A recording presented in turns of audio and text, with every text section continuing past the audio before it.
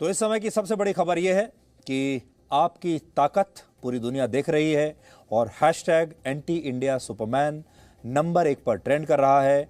और हमें पूरा यकीन है कि डीसी और अमेरिका में बैठे लोग भी अब तक इस बात को समझ चुके होंगे कि सुपरमैन की नई एनिमेशन फिल्म में जो उन्होंने कश्मीर को लेकर नया एक सीन डाला है वो उनकी एक बहुत बड़ी गलती है। अब हम आपको उस खबर के बारे में बताएंगे जिसके बारे में आज भारत के हर परिवार में चर्चा हो रही है, और वो है शाहरुख खान के बेटे आर्यन खान की जमानत नामंजूर होने की खबर।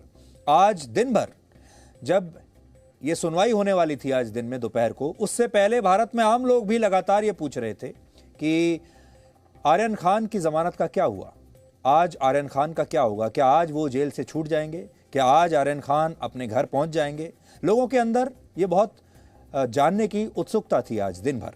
आर्यन खान पिछले 13 दिन से मुंबई की आर्थर रोड जेल में बंद हैं। 14 अक्टूबर को पिछली सुनवाई के दौरान अदालत ने उनकी जमानत याचिका पर अपना फैसला सुरक्षित कर लिया था और इस बात की लोगों को पूरी उम्मीद थी, उनके वकीलों को भी उम्मीद थी आर्यन के, कि आर्यन खान को आज तो जमानत मिल ही जाएगी क्योंकि अब तो बहुत दिन हो चुके हैं। लेकिन फैसला एनसीबी के पक्ष में गया और आर्यन खान को आज भी जमानत नहीं मिली। शाहरुख खान के पास ढेर सारा पैसा है, इतना बड़ा स्टारडम है, उनके करोड़ों फैंस हैं और वो महंगे से महंगे वकील अफोर्ड कर सकते हैं। शानदार लीगल टीम उनके पास है। एक फोन पर देश के किसी भी छोटे बड़े व्यक्ति से जब चाहे बात कर सकते हैं क्योंकि सब उन्हें जानते हैं। और 3 अक्टूबर को जब आर्यन खान की गिरफ्तारी हुई थी, उस दिन भी हर कोई यही सोच रहा था कि इतने बड़े आदमी का बच्चा होने की वजह से आर्यन खान को कोई छुएगा नहीं, आर्यन खान तो बहुत जल्द जेल से छूट ही जाएंगे। तो पहले तो लोगों को इस बात पर शक था कि आर्यन खान को गिरफ्तार भी किया जाएगा या नहीं। बहुत सारे लोग कह रहे थे कि अरे ये बड़े लोगों के जो बच्चे हैं इन्हें तो बैकडोर से ही छोड़ देंगे, बाकी के लोगों को वो गिरफ्तार कर लेंगे लेकिन आर्यन खान को छोड़ देंगे, कुछ ना कुछ जुगाड़ तो हो ही जाएगा। सबसे पहले देश के लोग ये बात कर रहे थे, यानी उस समय माहौल आर्यन खान के बिल्कुल खिलाफ था। उसके बाद जब वो अरेस्ट भी हो गए तो भी उस दिन भी माहौल आर्यन खान के खिलाफ था और लोगों को ऐसा लगता था कि वो बहुत जल्द छूट जाएंगे क्योंकि बड़े लोगों के जो बच्चे हैं उनका कोई कुछ नहीं बिगाड़ता इस देश में, क्योंकि इस देश में सब कुछ मैनेज हो सकता है। लेकिन 17 दिन बाद भी जब जमानत नहीं मिली तो अब लोगों में उनके प्रति कुछ सहानुभूति दिख रही है। भारत के जो मध्यम वर्गीय परिवार हैं, जो शाहरुख खान की फिल्में वर्षों से देखते आए हैं, अब वो भी, जो लोग पहले नाराज थे, जो वो पहले बहुत गुस्से में थे कि आर्यन खान को सजा मिलनी चाहिए चाहे वो किसी का भी बेटा हो, अब वो लोग भी कह रहे हैं कि भाई बहुत हो गया, अब तो सजा काफी हो गई, आज उसे जमानत मिल जानी चाहिए थी। ये लोगों की उनका अपना सेंटिमेंट है, अपनी भावना है जिसका कानून से कोई लेना देना नहीं, क्योंकि लोगों को लग रहा है कि आर्यन खान ने आखिर ऐसा क्या अपराध कर दिया जो उन्हें जमानत मिल ही नहीं रही और लगातार वो जेल में बंद है। लेकिन आज आपको यह भी समझना होगा कि कानून प्रभावशाली लोगों के दबाव में काम नहीं करता, इसीलिए तो कानून की आंखों पर पट्टी बंधी होती है। कानून भावनाओं से नहीं, सबूतों से चलता है और अदालतें तथ्यों के आधार पर अपना फैसला देती हैं, इस आधार पर नहीं कि आरोपी किसका बेटा है और कहां से आता है, किस परिवार का सदस्य है। और आज मैं अपने साथ इस फैसले की कॉपी लाया हूं। आपको भी ऐसा लग रहा होगा कि आर्यन खान को जमानत आखिर क्यों नहीं मिली, ऐसी क्या बात हो गई। तो आज हम आपको बताते हैं वो 3 बातें कौन सी हैं जिनके आधार पर आर्यन खान को अदालत ने जमानत नहीं दी, आपको पता होना चाहिए। इनमें पहला और सबसे बड़ा आधार है आर्यन खान के मोबाइल फोन से मिली व्हाट्सएप चैट्स। अदालत ने माना कि आर्यन खान की व्हाट्सएप चैट से यह साबित होता है कि वो किसी इंटरनेशनल ड्रग पेडलर के संपर्क में थे।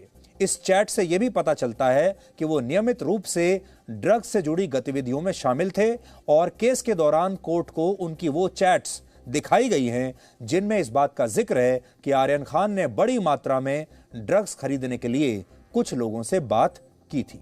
सबसे बड़ी बात तो यही है। मैं आपको पढ़कर बताता हूं जो बात आपने अभी सुनी। अब देखिए अदालत ने अपने फैसले में क्या लिखा, देखिए। During course of argument WhatsApp chats were shown to the court.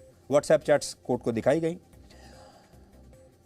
And they reveal that there are chats of applicant accused number 1 यानी Aryan Khan about drugs with unknown persons There is also reference of bulk quantity and hard drug in the chats. There is prima facie material showing that accused number 1 was in contact with persons dealing in prohibited narcotic substances as alleged by the prosecution. तो अदालत ये कह रही है कि हमें NCB ने वो व्हाट्सएप चैट्स दिखाई हैं जिससे ये साबित होता है कि आर्यन खान किसी बहुत बड़े ड्रग कार्टेल का हिस्सा थे और वो बड़ी संख्या में, बड़ी मात्रा में ड्रग्स खरीदने की बात कर रहे थे और किसी इंटरनेशनल ड्रग कार्टेल से भी उनका संबंध हो सकता है, इसमें ऐसा लिखा है। तो पहली बात ये, जमानत नहीं मिलने का दूसरा आधार सबूतों से छेड़छाड़ की आशंका है। अदालत ने अपने फैसले में यह बात मानी है कि इस मामले में तीनों आरोपी बहुत प्रभावशाली लोग हैं और इस संभावना से इनकार नहीं किया जा सकता कि अगर इन्हें जमानत दे दी गई तो वो सबूतों से छेड़छाड़ कर सकते हैं। और अदालत ने यह भी कहा कि आर्यन खान ड्रग डीलर्स के नाम बता सकते हैं, लेकिन वो ऐसा कर नहीं रहे हैं। अब मैं आपको वो पढ़कर बताता हूं। If any of the accused is released on bail, it will hamper the entire investigation. During interrogation, accused number 1 did not disclose names of the said persons. Accused number 1 is the only person who could disclose the details of said persons, which are in the exclusive knowledge of accused number 1. In such circumstances, accused number 1 is released on bail. There are every chances of tampering with evidence, as argued by the ASG. तो वो कह रहे हैं कि आर्यन खान को नाम पता है जो इस मामले में और बाकी लोग जुड़े हुए हैं, लेकिन आर्यन खान नाम बता नहीं रहे हैं और अगर उन्हें छोड़ दिया गया तो वो बहुत इन्फ्लुएंशियल हैं, प्रभावशाली हैं, वो सबूतों से छेड़छाड़ कर सकते हैं। और आगे ये भी लिखा है कि WhatsApp chats prima facie reveals that accused number 1 is dealing in illicit drug activities of narcotic substances on regular basis. Aryan Khan के वकील ने अदालत में दलील दी कि उनके पास से ना तो कोई ड्रग्स बरामद हुई, ना दूसरे लोगों से मिले ड्रग्स के लिए उन्हें दोषी ठहराया जा सकता है, इसलिए उन्हें जमानत मिलनी चाहिए। आर्यन खान के वकील लगातार ये बात कह रहे हैं कि ना तो उन्होंने ड्रग्स का सेवन किया था उस दिन और ना उनके पास से ड्रग्स मिली है, लेकिन अदालत ने इस आधार को खारिज कर दिया और यह माना कि आर्यन खान से भले ही ड्रग्स बरामद ना हुई हों, लेकिन ऐसा प्रतीत होता है कि वो भी इस साजिश का एक हिस्सा थे। अदालत ने यहां शौविक चक्रवर्ती और रिया चक्रवर्ती के केस का भी जिक्र किया। वो इसलिए किया क्योंकि आपने देखा होगा बहुत सारे लोग रिया चक्रवर्ती के केस की तुलना आर्यन खान के केस से कर रहे हैं और कह रहे हैं कि जब रिया चक्रवर्ती को हाईकोर्ट ने जमानत दी थी तब उन्होंने यही कहा था कि व्हाट्सएप जो चैट दी गई जिसके आधार पर उन्हें अरेस्ट किया गया उसे हाईकोर्ट ने नहीं माना था। तो इस ऑर्डर में उन्होंने रिया चक्रवर्ती के केस का भी जिक्र किया। अदालत ने कोर्ट ने इस मामले को आधार बनाते हुए कहा है कि अगर कुछ लोगों से ड्रग्स बरामद हुए हैं तो ऐसे मामलों में उस ग्रुप के सभी सदस्यों को बराबर जिम्मेदार माना जाएगा, जैसा कि रिया चक्रवर्ती के भाई शौविक चक्रवर्ती के मामले में हुआ था, ऐसा उन्होंने कोर्ट ने लिखा है। In the authority of Riya Chakravarti, it has been made clear that all offences under NDPS Act are non-bailable. Furthermore, it's noteworthy that conditions while granting bail are specified in section, बाद में उन्होंने बताया कि उसके पीछे आधार क्या है। As held in the case of Shouvik Chakravarti, since accused are part of the conspiracy, each of them is liable for the entire quantity of drugs seized. Case of each accused cannot be segregated from each other and cannot be considered in isolation. यानी अगर एक group है उसमें उस group के पास से कुछ drugs मिले हैं और अगर उनमें से एक व्यक्ति, मान लीजिए आर्यन खान के पास से ड्रग नहीं मिले लेकिन बाकी लोगों के पास मिले हैं, तो आर्यन खान को भी दोषी माना जाएगा। अदालत ने रिया चक्रवर्ती के केस का हवाला दिया और कहा कि ऐसे मामलों में आरोपी को तभी जमानत दी जा सकती है जब कोर्ट को यह पूरी तरह से विश्वास हो जाए कि आरोपी निर्दोष है और अगर उसे बेल दी गई तो वह ना तो सबूतों से छेड़छाड़ करेगा और ना ही उस अपराध को दोहराएगा। इस आधार पर रिया चक्रवर्ती को बेल मिली।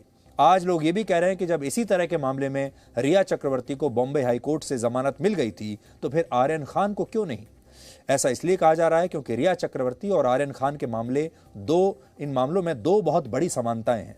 पहली ये कि रिया चक्रवर्ती की तरह आर्यन खान के पास से भी ड्रग्स नहीं मिली।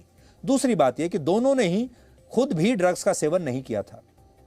लेकिन इन समानताओं के साथ इन दोनों मामलों में एक बड़ा अंतर भी है, जिसका जिक्र कोर्ट ने अपने फैसले में किया है।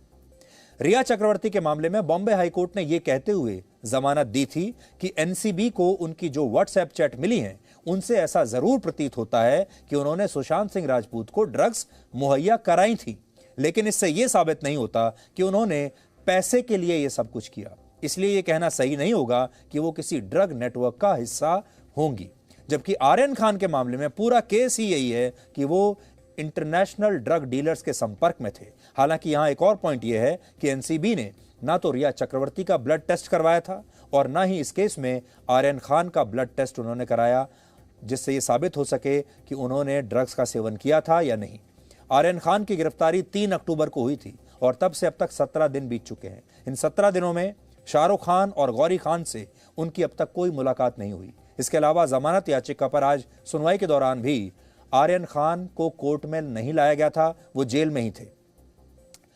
अभी कोर्ट में सुनवाई के दौरान शाहरुख खान की मैनेजर पूजा ददलानी आती हैं और शाहरुख खान के जो सिक्योरिटी इंचार्ज हैं उनका नाम है रवि। बस ये 2 लोग अदालत में जब कोई भी सुनवाई होती है तो शाहरुख खान की तरफ से, उनके परिवार की तरफ से सिर्फ ये 2 लोग शामिल होते हैं। यानी शाहरुख खान की मैनेजर आती हैं, शाहरुख खान के परिवार का कोई सदस्य अदालत में सुनवाई के दौरान मौजूद नहीं होता। और इस खबर से जुड़ा लेटेस्ट अपडेट यह है कि आर्यन खान की जमानत के लिए अब बॉम्बे हाई कोर्ट में अपील दायर कर दी गई है। अब इस फैसले पर बॉम्बे हाई कोर्ट जल्द ही सुनवाई करेगा और फिर तय होगा कि आर्यन खान अभी और जेल में रहेंगे या अब उन्हें जमानत मिल जाएगी। हालांकि हमारे देश में एक वर्ग ऐसा भी है जो शाहरुख खान के नाम पर पर्ची फाड़कर अपनी राजनीतिक दुकानें चला रहा है और लगातार ये कह रहा है कि शाहरुख खान को जानबूझकर निशाना बनाया जा रहा है, जानबूझकर उन्हें तंग किया जा रहा है।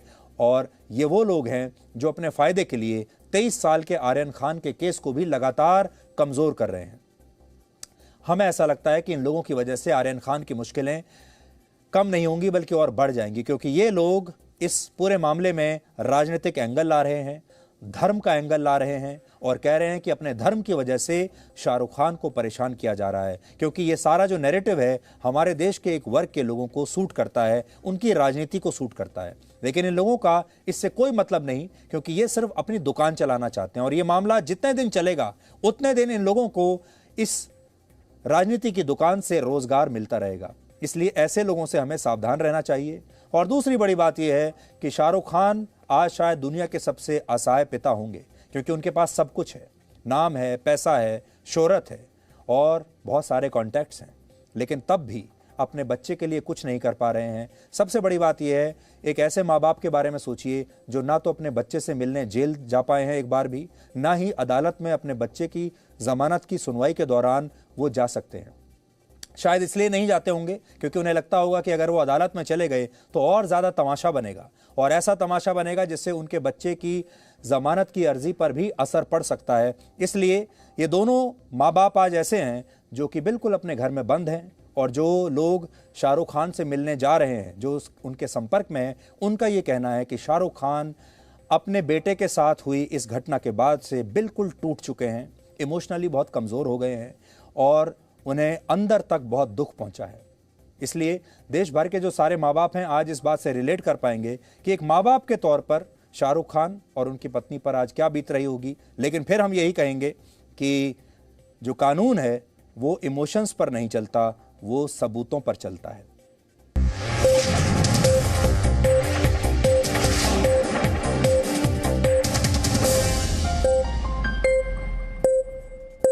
Presenting B News app, available on Google Play and App Store. Download it now.